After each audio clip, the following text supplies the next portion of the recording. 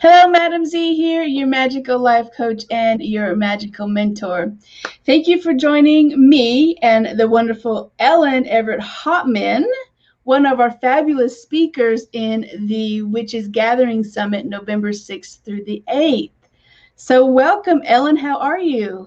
I'm great. I'm in Massachusetts here, Oh, where the leaves are just starting to turn, just starting. it's great, isn't it? The season of the witch is upon us, for sure. I love it. So you're going to be one of the fabulous speakers at my online Witches Gathering Summit, November 6th to the 8th. And tell the audience a little bit about who you are and what you do.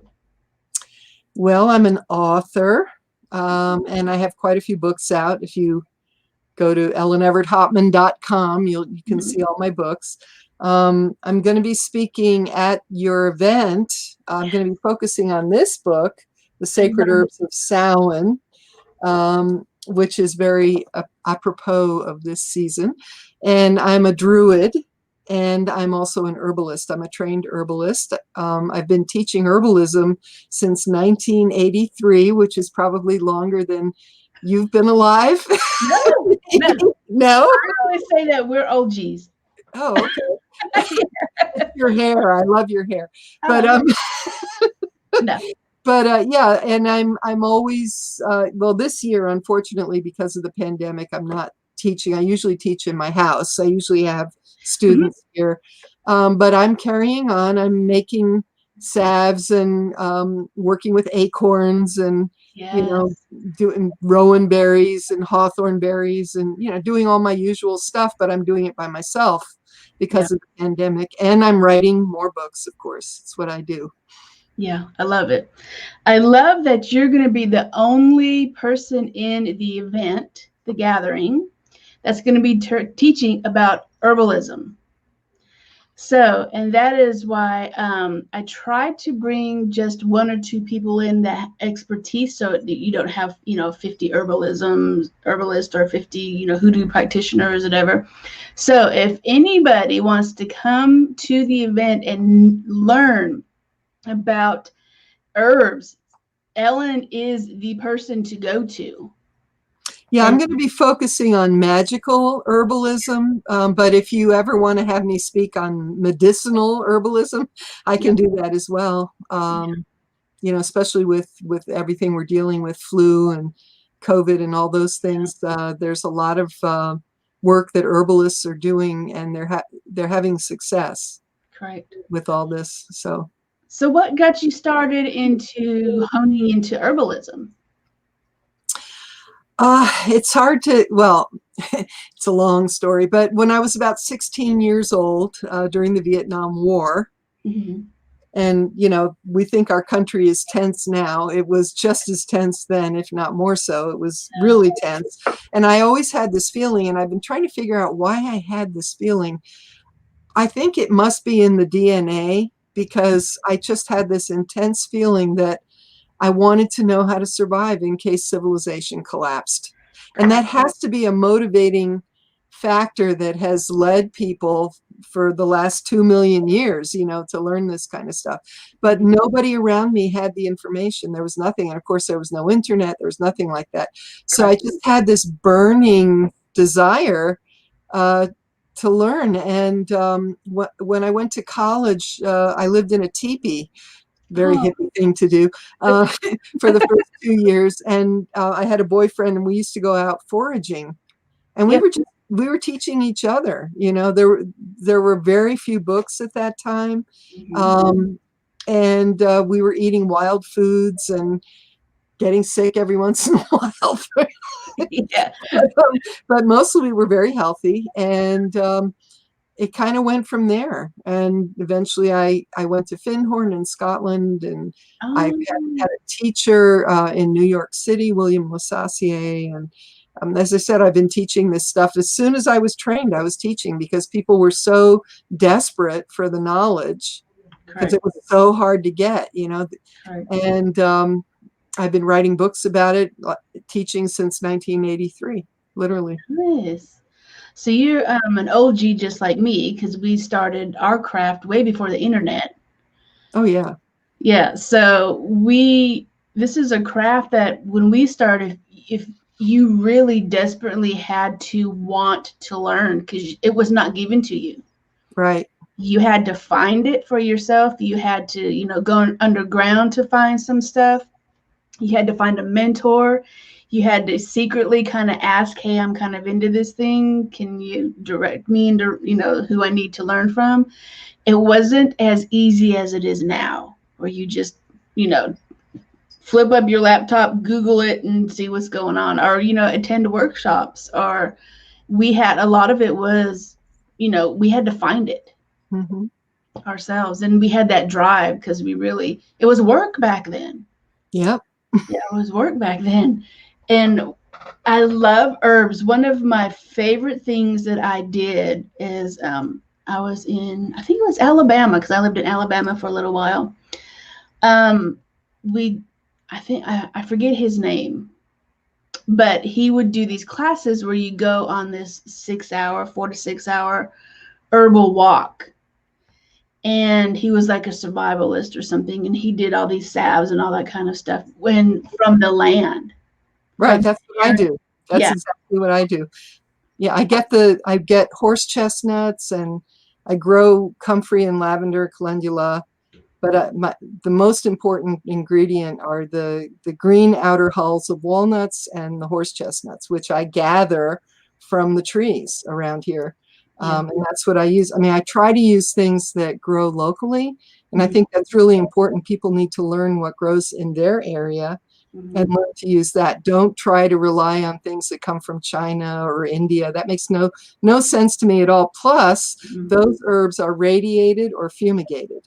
Yeah. Because they have to come across the border. So it's much better to learn what you've got in your own backyard. Correct. I know. And, live off the land, and it connects you more with Mother Nature, and how to work with what you have in your area. I mean, I'm in Texas, so all we have is cedar and cactus, really, and aloe. But, aloe is very soothing.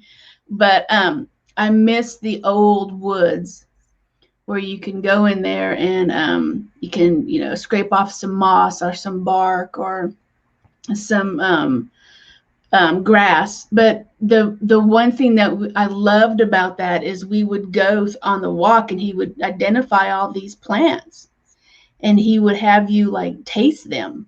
Mm-hmm. This is what it's used for, and this is, indigenous people used to use it for this. And so it brings you back to Mother Nature, and it brings you back to the healing process of you not having to rely so much on pharmaceutical stuff.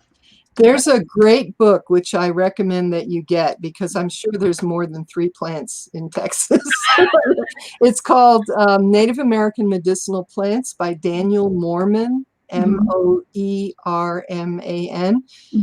And the way the book is written is you can go tribe by tribe, and you can go plant by plant. So you figure out which tribe was in your area where you live, and then you look up which plants they used.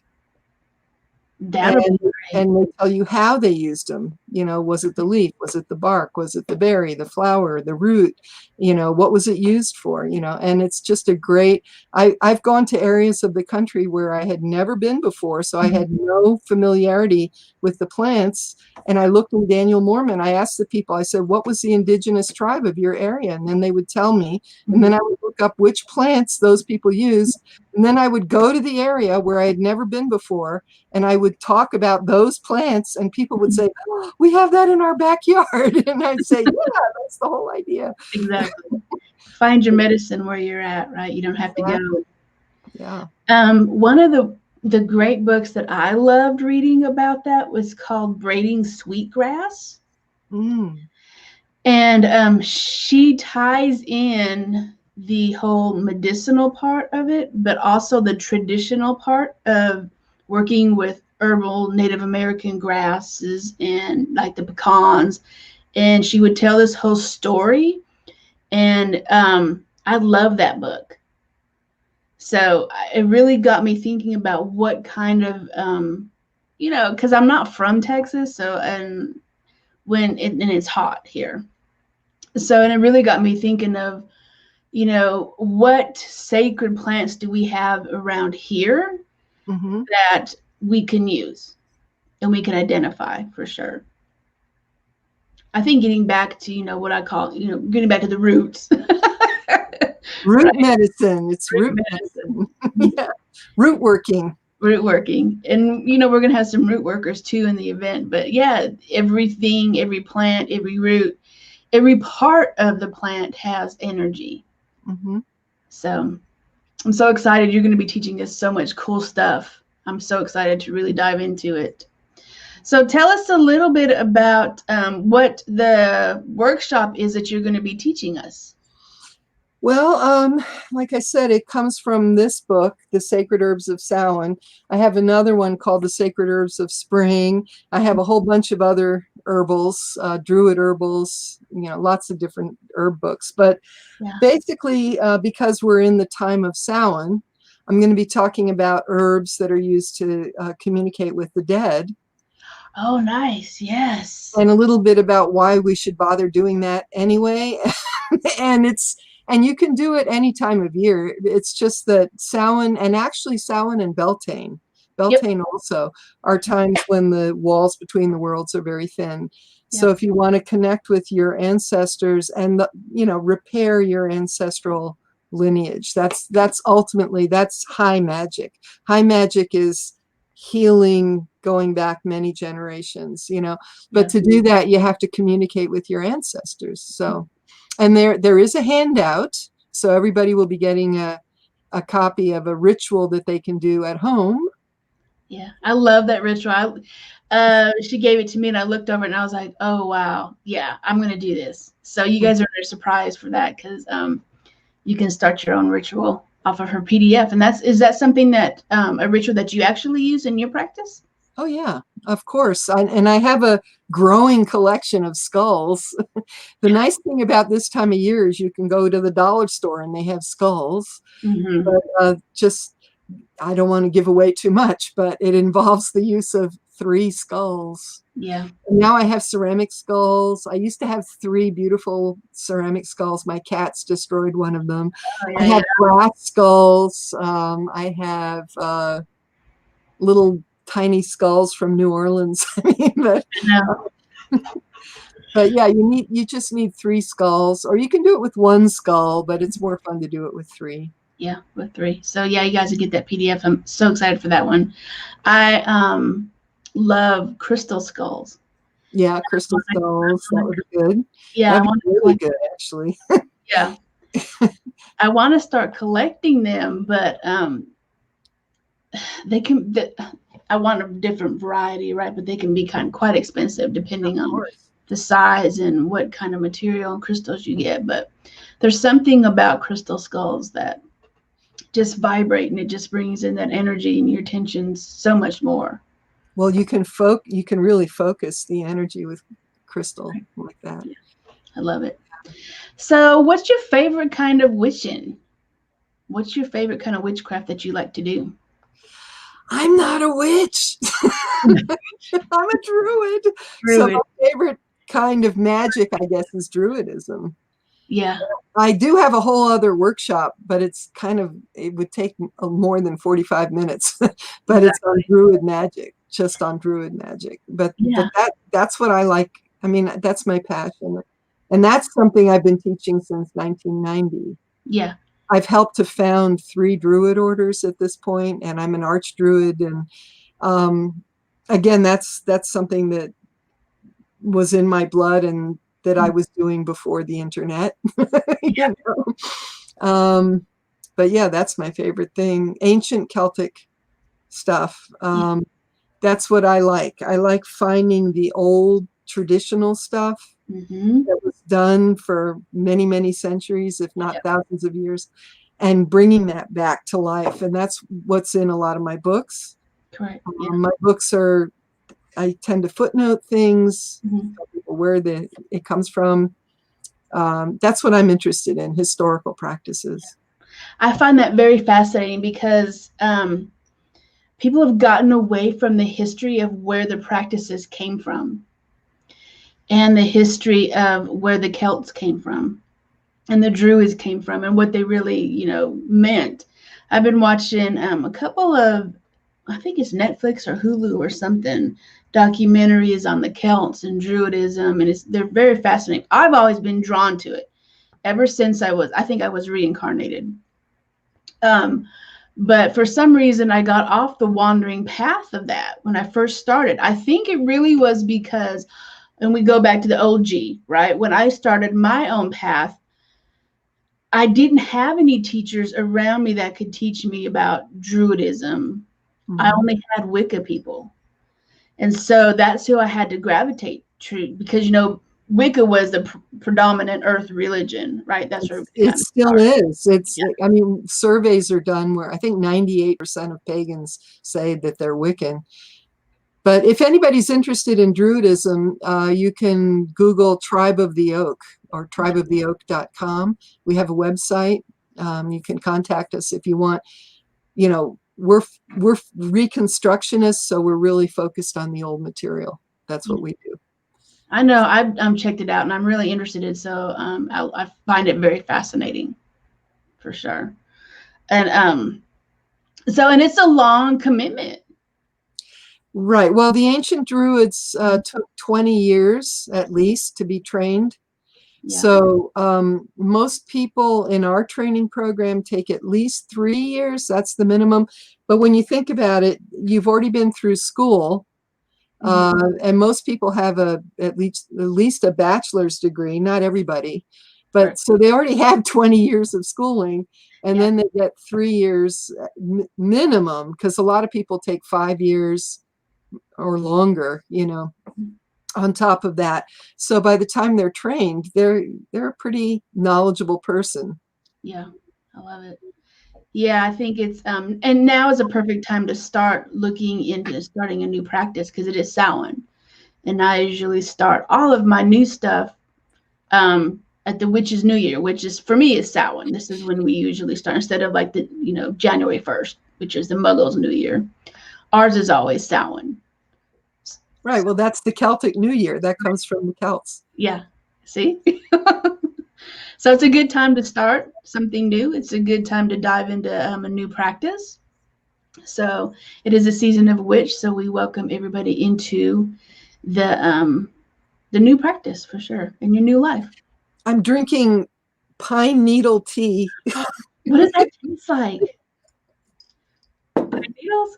Does it taste like? Yeah. White pine. Oh. I have a little bit of a cough, and this is antiseptic and loaded with vitamin C. So, yeah, we'll have to do, later on to do a workshop on medicinal stuff too. Yeah, try to get away from all that stuff that's in Western medicine kind of thing. So, if people want to come hang out with you, find you on the internet, where do you spend most of your time at, or where do they need to contact you at? Well, if you see my name, Ellen Evert Hopman, you can message me at elleneverthopman.com. Mm-hmm. Or you can message me at tribeoftheoak.com. Or you can find me on Facebook. Or you can find me on Twitter. Or you can find me on Pinterest, but I don't think you can message people. Or maybe you can. I don't know. But yeah, Facebook, I'm on Facebook. But yeah, send me a message at my website, elleneverthopman.com or tribeoftheoak.com. Awesome. And I'll put all the links and everything into your bio to that too. So the last question before we go, I mean, I could sit here all day and talk about Druidism and herbalism, the ancient Celts and stuff. So what is the one podcast or book or, you know, witchy, you know, Celtic kind of figure that you're crushing on now? Well, the books that I've been reading all summer, they're not, it's Celtic, but it's not magical. Frank Delaney is my current favorite author. I'm just blown away by him. He's written a whole series of books, which they're novels, but they weave together Irish history with stories about the land. Mm-hmm. And they're really good stories. They keep your interest. And what I do is every summer I read, because for some reason writing for me is easier in the winter when there's snow on the ground and I'm locked in the house and I can't go anywhere. That's when I tend to write, and I'll write a book in a few months if you lock me in the house. But in the summer I'm usually outdoors, swimming, working with nature, working out in the yard, and reading novels. That's what I do in the summer. So Frank Delaney is my current favorite. Other years I read all the Outlander books one year. I read all the Game of Thrones books. Yeah. The entire series. Yeah. I read the entire Harry Potter series one summer. So this was my summer work this year, was Frank Delaney. I'm going to have to check him out. He sounds like it's fabulous. And I miss Outlander. You miss Outlander? Miss Outlander. Well, the books are better than the TV show. That's what everybody says. And everybody was mad because Jamie does not look like who Jamie is supposed to look like in the book. Everybody was mad. I think everybody carries a picture of Jamie in their head. Correct. And the Jamie in the TV show does not correspond to my picture of Jamie. I mean, I wouldn't turn either. I wouldn't turn that Jamie down either. So no, but the woman, the protagonist, what is her name? Claire. Yeah, she doesn't look like that either. No, Claire was supposed to be very curvy and voluptuous and kind of right, and have very frizzy hair that was constantly, froofing all over the place, and yellow eyes, the color of whiskey. Nice. I'm gonna have to read those books. I haven't read them. The first book is the very best. Yeah, I think the very first book, the Outlander book. But anyway, yeah, so each summer it's a series, and this summer it was Frank Delaney. Well, and if you're interested in modern Irish history at all, like from the mid 1800s to the present, he weaves all of that in, the potato famine, the revolution, all of that is the post office in Dublin and all the things that happen there, and it all gets woven in, and he does it really well. Fascinating. I'm going to add it to my Amazon list for sure. Awesome.